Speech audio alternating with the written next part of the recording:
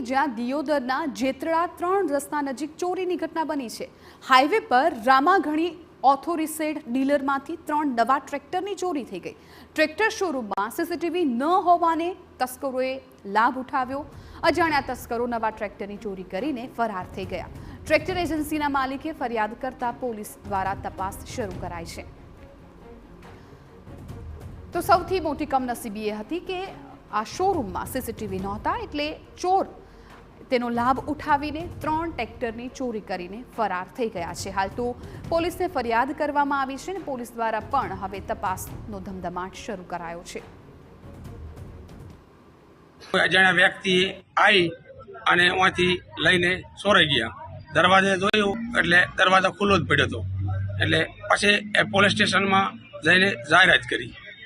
અજાણ્યા વ્યક્તિ હતા, કોણ હતો એ કોઈ સીસીટીવી કેમેરા હતા નહીં સાહેબ, એટલે કોઈ ખબર અમને બીજી પડી નથી।